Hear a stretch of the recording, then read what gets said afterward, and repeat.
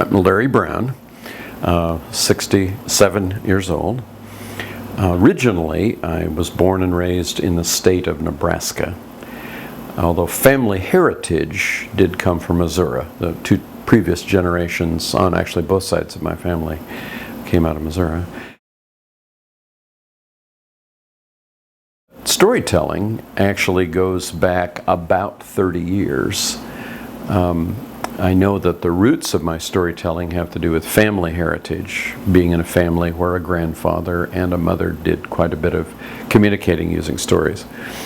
Then while in graduate seminary and serving in churches in preaching, I noticed that people were responding to my stories, to the illustrations, as much as the more academic and exegetical material. So I had an inkling of what storytelling was about. I took a course in seminary on preaching and the parables. And in Christianity in the New Testament, the figure Jesus does most of his teaching through storytelling. So that connected with me in how I was communicating in my pastoral work. Well, it was early 80s. My wife and I were doing some clown and mime and puppetry work, and we went to a conference in California. And there I met my first full-time professional storyteller. I had no idea that folks made a living doing that. And it was attractive to me, and I started experimenting on my own by telling stories I read or learned or heard from other tellers, and then eventually began to create my own storytelling. Because in some cases, I so love the story, but I love how the story works with people. There's a classic King Arthur legend that I tell, the marriage of Gawain. And I trust that story. That story will work with almost any audience. And I tell it because I love that story. But secondarily, I love it because I know what the audience is going to do with it. In other cases, I'll be telling stories and it's the audience.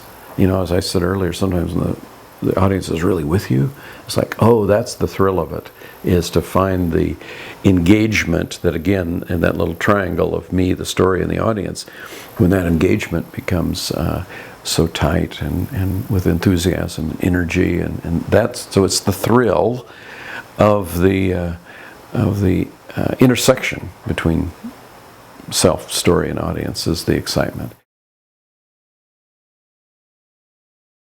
The storytelling then was an avocation. It was something I did on the side.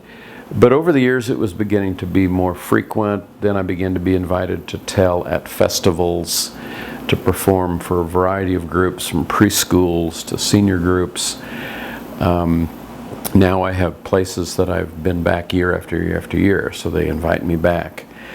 Coming up later in October, I'll be going over to Fayette for my 10th annual ghost telling at their public library. And there's a school I go back every year for their literacy week. There's a preschool that I've been going back to for years and years for their turn off the screen week. And I just returned from being a featured teller at a storytelling festival in Nebraska.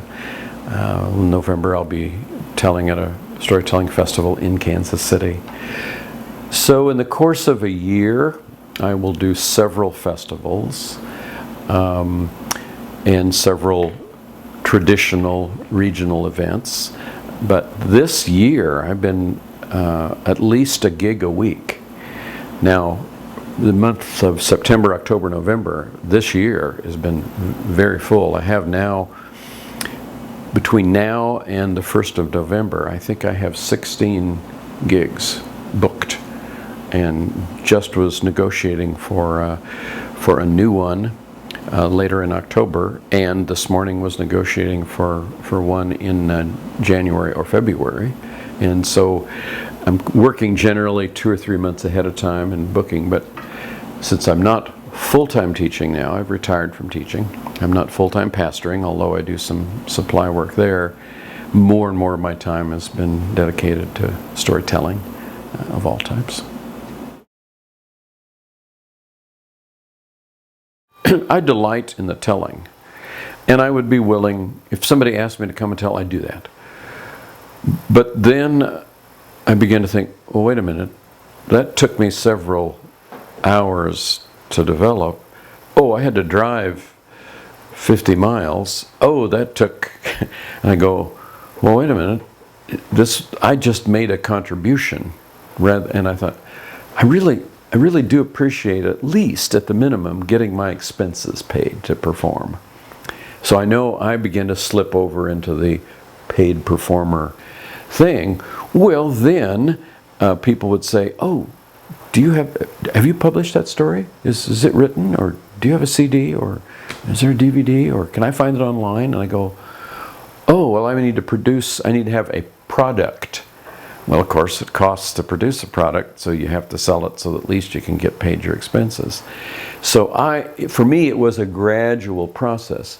If it was just a hobby, then if I met my expenses, okay, well, then I began to see, now here's kind of a justice issue that showed up. Is it fair for me, who maybe could afford to work cheap?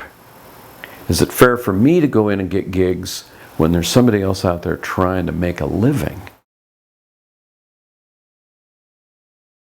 Just keeping track, the accounting side of that.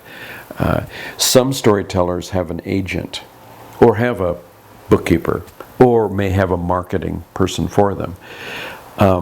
But me as a solo performer, I've never had a business manager, nor have I had a promotional agent. So creating marketing materials, well, years ago, what you did was you made a brochure or a business card. Business cards are still effective. Some folks develop postcards or your signature photo that you send out or a signature bio about you. So those promotional materials that have to be set up. Well, in the early years, it was getting them mailed out to someone. And it was getting them emailed to people. And so your promotional packet, but now it's here's where you get it to download it. But the material has to be downloaded in such a way that they can upload it and turn it around. I mean, I showed you a poster earlier, which was just used from photos that I have. Well, websites and blog sites. And keeping up with all of the current marketing is very demanding. It costs time and effort. And I'm certainly not a computer whiz and don't have a smartphone. And so some of that are big leaps for me.